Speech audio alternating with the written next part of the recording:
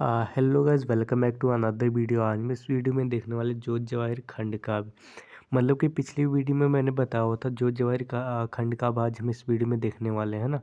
तो ये क्या हो रखा है, खंड काव्य क्या होता है, जोत जवाहिर क्या होता है, बेसिकली क्लास 10th के लिए बहुत एक मोस्ट इम्पॉर्टेंट टॉपिक हो रखा है जो हर साल आपको मिलेगा ये, है ना।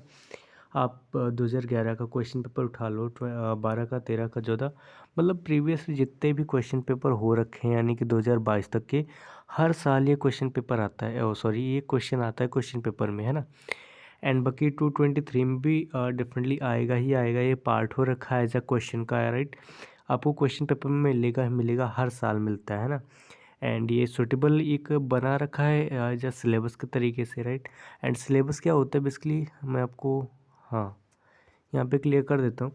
जो जो जवाहर खंड का होता है वो गोंडा, कानपुर, प्रतापगढ़, रामपुर, ललितपुर और इस तरीके से ज़िलों के लिए होता है। बेसिकली इतने जो इतने डिस्ट्रिक्ट्स वाले जितने भी स्टूडेंट्स हो रखे हैं उनको ये पढ़ना है। अदरवाइज़ जो अलग डिस्ट्रिक्ट के हो रखे हैं उनको क्या पढ़ना होगा, तो उनको तुमुल पढ़ना होगा, जय सुभाष पढ़ना होगा, इस टाइप से, है ना। एंड बाकी क्या होता है ना कि ये जो खंड काव्य होता है हमारा, ये आपको बुक्स में मिल जाएगा या आपको क्वेश्चन बैंक में मिल जाएगा, बट वहाँ पे क्या होगा, आपको लॉन्ग में मिलेगा, आपको हर जगह ऐसा लॉन्ग में मिलेगा। बट मैं आपको एक शॉर्ट में बताने वाला हूँ, एक सुटेबल आंसर बताने वाला हूँ, राइट। बिकॉज आपको पता है 3 नंबर का ये आता है, 3 मार्क का ये आता हुआ है, ठीक है। अब 3 मार्क के लिए यानी कि 3 नंबर के लिए इसका हमारे को 4 पेज को भरने की ज़रूरत है नहीं, है ना। 4 या 5 पेज भरने की ज़रूरत है नहीं, हम आराम से 2 पेज में इसको कवर कर सकते हैं, है ना। बिकॉज जब 3 नंबर का आंसर हो रखा है, मेरे को 3 नंबर गेन करना है, ठीक है। तो 3 नंबर का आंसर 3 नंबर के तरीके से लिखे, ना कि हम उसको एज ए लॉन्ग तरीके से लिखे, है ना। इसी तरीके से मैंने आपको शॉर्ट में इस वीडियो में एकदम शॉर्ट में मैंने बताओ, अगर वो एक सुटेबल आंसर बताओ, अगर उस टाइप से आप लिखोगे ना, उस आंसर को एक्सप्लेन करोगे, डेफिनेटली एक होता है ना कि मनोवैज्ञानिक उस पर जो एग्जामिनर होता है उस पर थोड़ा सा इफेक्ट पड़ेगा, है ना। बाकी वो आपको पूरे का पूरे नंबर दे देगा जो भी आप लिखोगे यहाँ पे 2 पेज 4 पेज। बट यहाँ पे मैक्सिमम जो होगा आपका, जो मैक्सिमम होगा 2 पेज का होगा, है ना। अगर आप उसमें बढ़ा सकते हो अपने हिसाब से तो और अच्छी बात है, बट जितना मैंने बताया इस वीडियो में उतना बहुत ज़्यादा है ना। एंड उतना याद करना भी बहुत आसान हो रखा है, राइट। थोड़ा सा डिफ़िकल्ट होता है बिकॉज लॉन्ग होता है ये चीज़ें, तो थोड़ा डिफ़िकल्ट होता है याद करने में, उसको समझने में, हर चीज़ें, है ना। बट इस वीडियो में मैंने बताया हुआ आपको आराम से क्लियरली पूरा अच्छे से क्लियर हो जाएगा, राइट। तो चलिए स्टार्ट करते हैं, बाकी पूरा वीडियो देखिए तभी आपको अच्छे से समझ आएगा ना। क्वेश्चन, अगर चरित्र आता है फिर चित्रांकन आता है, मतलब ये तो आएगा ही आएगा 223, बिकॉज मैंने आपको बताया था इस पेपर में आने वाला ये चरित्र आपको मिल जाएगा, या फिर जो कथा वस्तु उसका होता है वो लिखने के लिए आएगा आपको, है ना। तो इसका अगर आ जाता तो मेरे को लिखना कैसे है ना। सबसे पहले क्या डालना है यहाँ पे, ऊपर आपको प्रश्नोत्तर संख्या जो भी होगी लास्ट में बिकॉज आता है, तो आपको लास्ट वाला डालना है जो भी क्वेश्चन नंबर होगा। उसके बाद ऊपर सबसे ऊपर हेडिंग डालने दिए यहाँ पे कि कौन सा खंड काव्य हो रखा है ना, जोत जवाहिर। तो आपको यहाँ पे जोत जवाहिर डाल देना है ना। कुछ इस तरीके से आपको जोत जवाहिर यहाँ पे वो कर देना है, राइट। अब उसके बाद क्या करना है, उसके बाद आपने हेडिंग नहीं डालना है, ठीक है। उसके बाद आपने हेडिंग नहीं डालना है, उसके बाद आपने कुछ इस तरीके से लिखना है, जिस तरीके से मैंने यहाँ पे बताया कुछ इस तरीके से लिखना है, ठीक है।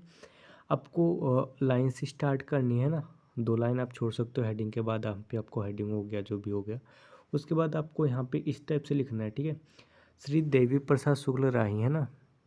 यहाँ पे क्या हो गया जी, श्री देवी प्रसाद शुक्ल राही द्वारा रचित जोत जवाहिर नामक खंड काव्य के नायक पंडित जवाहरलाल नेहरू जी हैं। मतलब ये तो आप जनरली पता ही आपको कि ये जो जवाहिर खंड काव्य बेसिकली ये किन के ऊपर डिपेंड करता है, किन के एक एज अ मोरल स्टोरी है, किन की एक्सपेंसिव स्टोरी हो रखी है, ठीक है।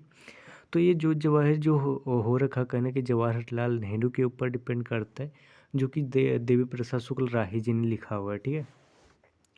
और इसके बाद क्या करना है आपने, कवि ने उनके संगम का राजा, कवि ने उन्हें संगम का राजा कहा है ना। प्रस्तुत, अब नेक्स्ट लाइन से आपने लिखना है, प्रस्तुत खंड काव्य में कवि ने नायक के व्यक्तित्व की, भारत की सांस्कृतिक, राजनीतिक, आर्थिक, साहित्यिक, धार्मिक और ऐतिहासिक विशेषताओं से समाहित करके न्यायिक जवाहर के व्यक्तित्व में निम्नलिखित विशेषताओं का देखा है, यानी कि निम्नलिखित विशेषताओं को देखा है। अब इतना आपको लिख दोगे ना तो एक आपको मतलब एक आइडिया तो हो गया इससे, ठीक है, किस किस टाइप से लिखना है। आप एग्जैक्ट ये भी कॉपी कर सकते हो या फिर अपने तरीके से आप बना सकते हो आंसर को, है ना, बिकॉज आप अपने तरीके से लिख सकते हो और अच्छी बात है, राइट। इतना आपने लिखना है। इससे आपको क्या पता चल जाएगा, आपने एक आप बोल सकते हो ना कि आपने एक आगे बोल सकते क्या उद्देश्य लिखा हुआ है, ठीक है। हेडिंग भले नहीं डालना है, हेडिंग आपने नहीं डालना है, आपको पहले पहले ऐसे लिखना है ना। इसके बाद आपने हेडिंग डालना है। पहला हेडिंग आपको मैक्सिमम 4 हेडिंग में बताऊंगा, उससे ज़्यादा नहीं बताऊंगा यहाँ पे। आप 4 में से कम भी कर सकते हो, कोई दिक्कत, बट 4 सुटेबल जो हेडिंग हो रखा है वो 4 हो रखा है ना। अब जो पहला हेडिंग आता है वहाँ पे क्या मैंने लिखा हुआ था कि निम्नलिखित विशेषताओं का देखा। अब वो निम्नलिखित विशेषताएं क्या हैं, चलिए यहाँ पे चर्चा करते हैं। जो निम्नलिखित विशेषताएं हो रखी हैं, पहला क्या हो रखा है, अलौकिक पुरुष, यानी कि किस तरीके से ये अलौकिक पुरुष थे, किस तरीके से इन पे इफेक्ट पड़ा है राइट नाउ, है ना, इस चैप्टर के इस हिसाब से। तो सबसे पहले क्या आता है, पंडित जवाहरलाल नेहरू दिव्य तत्वों से निर्मित अलौकिक पुरुष हैं, ये आपने लिखना है, ठीक है। यानी कि जो पंडित जवाहरलाल नेहरू रखे हैं वो दिव्य तत्व से अलौकिक दिव्य तत्व से निर्मित अलौकिक पुरुष हैं। अब इसके बाद क्या करना है आपने कि विधाता ने अपने रचना कौशल में, मतलब कि जिस तरीके से बोलते हैं जो ईश्वर होते कहीं ना कहीं वो सबकी एक स्ट्रक्चर निर्माण करते होते हैं, राइट। उनमें जो ऐसा बोल सकते हैं हम कि उनमें जो मतलब अच्छाइयाँ होती बुराइयाँ वो उन्हीं तरीके से आती है ना। बट आने के बाद इंसान तो सब चीज़ें यहीं सीखता है, फिर भी हमारे उससे क्या लेना है, मेरे को आंसर लिखना है यहाँ पे, ठीक है। तो चलिए उसके तरफ चलते हैं। इसके बाद आपने लिखना है पंडित जवाहरलाल नेहरू दिव्य तत्व से निर्मित अलौकिक पुरुष हैं। विधाता ने इन्हें अपने रचना कौशल में इन्हें सूर्य के समान तेजवान, धैर्यवान, चंद्रमा के समान सुघड़ता व हिमालय के समान स्वाभिमानी चरित्र वाला बनाया। अब इतना आपको लिखना है, ठीक है। जो अलौकिक पुरुष है उतना आपको इसमें लिखना है, अलौकिक पुरुष में, जो मैंने यहाँ पे हेडिंग बना रखा हुआ है, ठीक है। तो आई होप इससे थोड़ा बहुत आइडिया हुआ होगा आपको, है ना। अगर आइडिया इससे पहले होगा तो और बड़ी अच्छी बात है, अगर नहीं होगा तो यहाँ से आइडिया आपको आ लग गया होगा, है ना। ये आप 2 कॉपी कर सकते हो, ज़्यादा बड़ा करने की जरूरत नहीं। मैंने क्या बताया, 3 नंबर का क्वेश्चन है, 3 नंबर की ही तरह इसको लिखना है ना, ना कि इसको 7 नंबर की तरह लिखना है ना, पूरा छाप देना 4-4 पेज करके, ठीक है।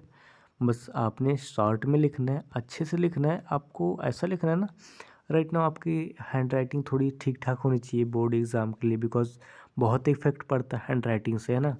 आपकी जो हैंड राइटिंग होती है उसमें मतलब एक तरीके से बोनस मिल जाता है आपको नंबर, है ना। तो अब सेकंड आपको क्या लिखना है, गांधी जी से प्रेरित, किस तरीके से गांधी जी से प्रेरित हुए। नेहरू जी पर महात्मा गांधी का बहुत प्रभाव पड़ा, ये आपने लिखना है। उसके बाद इन्हें गांधी जी से इस प्रकार शुभाशीष प्राप्त हुआ जिस प्रकार राम जी को गुरु वशिष्ठ से प्राप्त हुआ था। अब ये आपको लिखना है। उसके बाद ये गांधी जी के अहिंसात्मक व भाव से बड़े प्रेरित हुए, मतलब जो अहिंसात्मक, जो हिंसा ना करने वाली, मारपीट ना करने वाली, झगड़ा करने वाली जो उनकी एक नीति थी, है ना, उससे काफ़ी प्रभावित हुए। तो कौन हुए थे, कहीं ना कहीं हमारे नेहरू जी हुए थे, है ना। और इस अहिंसात्मक नीति को लागू किसने किया था, फिर बोल कौन रहे थे, गांधी जी, राइट। तो यहाँ पे मेरे को दिखाया क्या जा रहा है, मैंने जो ऑप्शन सॉरी यहाँ पे मैंने जो ऐसा बोल सकते हैं आप हेडिंग लिखा हुआ है, ठीक है, उसमें गांधी जी से प्रेरित था। आपको लिखना है गांधी जी से किस प्रकार प्रेरित हुए।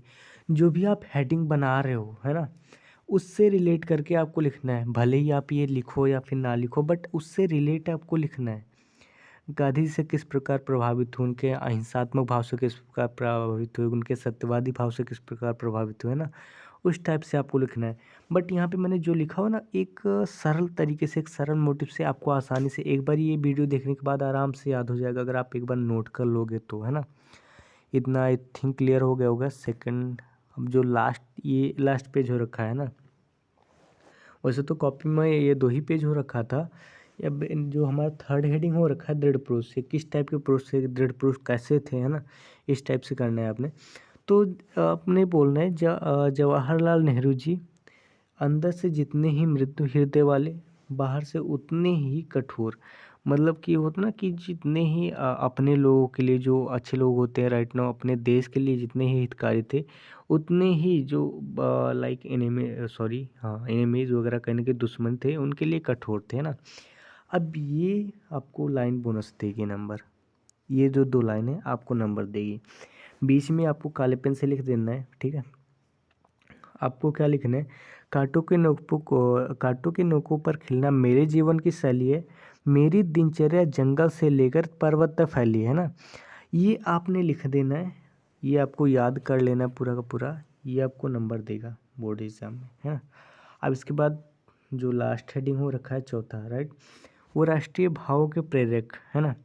अब इसमें क्या लिखना है, पंडित जवाहरलाल नेहरू चरित्र भारतीयों को प्रेरणा देने वाला और भारतीय के कण कण उनके त्याग और बलिदान से सुशोभित कर रहा है।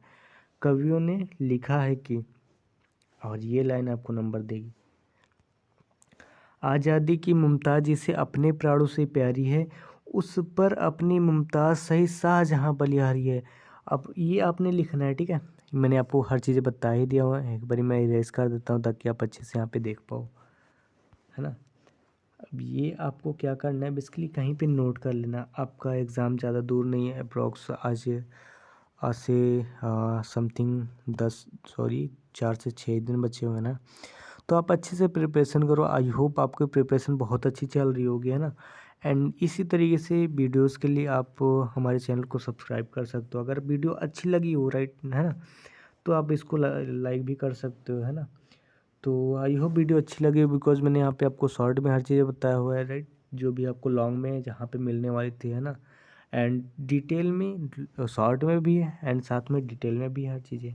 तो आई होप वीडियो अच्छी लगी होगी, है ना। तो आपने क्या करना है, आप एक बार इसका स्क्रीनशॉट ले सकते हो या फिर नोट कर सकते हो कहीं भी, है ना। तो इसका ले सकते हो आप स्क्रीनशॉट, देन इसका, है ना, आई थिंक ले लिया होगा, देन इसका, है ना। इसके बाद आपको नोट करना है, उसके बाद आपको एक बार पढ़ लेना, आराम से याद हो जाएगा। मैंने क्या बताया, ये लाइन बोनस नंबर देगी, ये वाली लाइन और ये वाली लाइन, तो इसको मिसली याद कर लेना है और बीच में इसको लिख देना है ना। तो आपने क्या करना है, ज़्यादा से ज़्यादा 4 हेडिंग लिखना है, उससे ज़्यादा नहीं। 4 हेडिंग बहुत हो गया, आपका 3 मार्क का होता है, 4 हेडिंग आपका बहुत ज़्यादा हो गया। और बाकी रही बात आपकी हिंदी की पेपर की, तो उसका मैंने बता दिया वो क्या क्या आएगा हिंदी में, है ना, क्या क्या आएगा हिंदी में। बाकी उसका टोटल एक वीडियो बना चुका हूँ मैं, ठीक है। आप जा कर के उस वीडियो को देख सकते हो, डिस्क्रिप्शन में आपको लिंक मिल जाएगा। एंड अगर आपको इसका पीडीएफ चाहिए, है ना, आपको उसका पीडीएफ चाहिए, तो आप टेलीग्राम पे हमारे साथ ज्वाइन हो सकते हो, जो कि आपको डिस्क्रिप्शन में लिंक मिल जाएगा। वहाँ से आप काफ़ी सारे पीडीएफ्स, स्टडी मटेरियल्स या फिर अदर इन्फॉर्मेशन जनरेट कर सकते हो, है ना। तो आई होप वीडियो अच्छी लगी हुई, अगर अच्छी लगी तो लाइक, सब्सक्राइब एंड शेयर करना ना भूलें। तब तक के लिए thank you so much, bye bye, take care.